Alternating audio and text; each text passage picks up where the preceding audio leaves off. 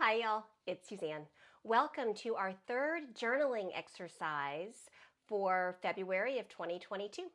We've been focusing on relationship, specifically relationship to self, because the way we love ourselves and the way we treat ourselves, that sets the bar and is baseline for how everyone else loves and treats us.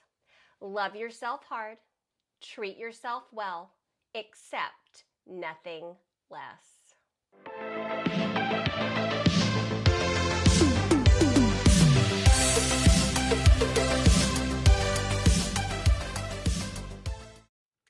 As expected, I do have a new journaling topic for you today.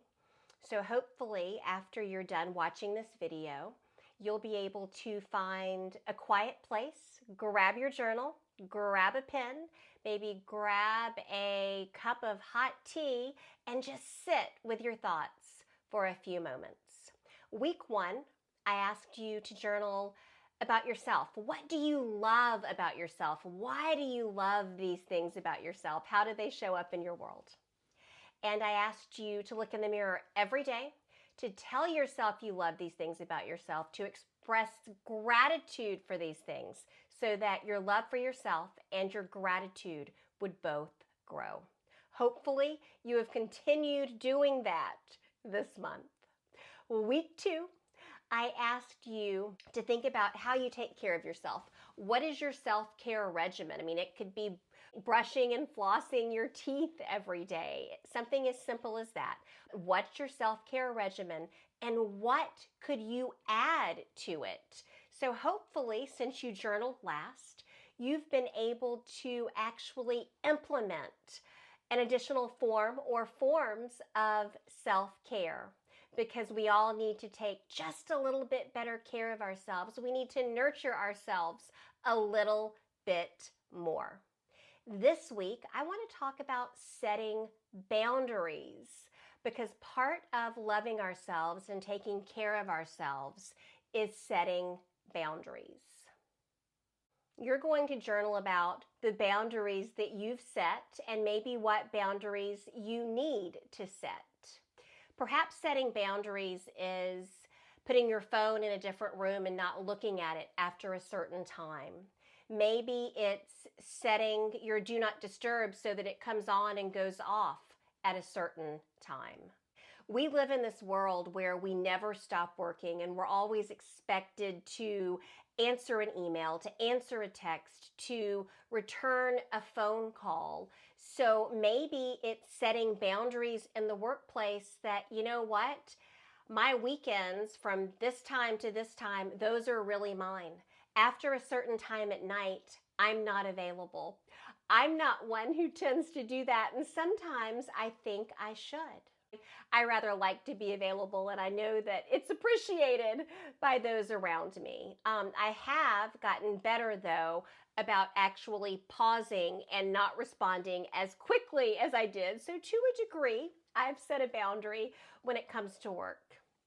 Maybe setting boundaries for you is saying no to drama or BS or something that pulls you in too many different directions.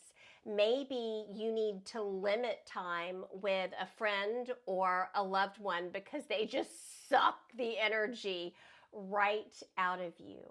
Take some quiet time. Review what you've journaled about so far during February. Grab your journal. Find that quiet spot. I want you to review your current journal entries, why you love yourself. Express gratitude for that.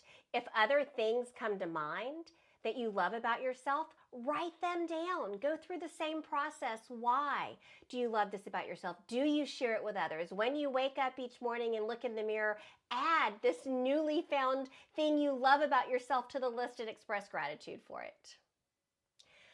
Look at your journal on self-care. What have you added to your self-care regimen? How are you going to ensure that you keep doing it? What else can you add?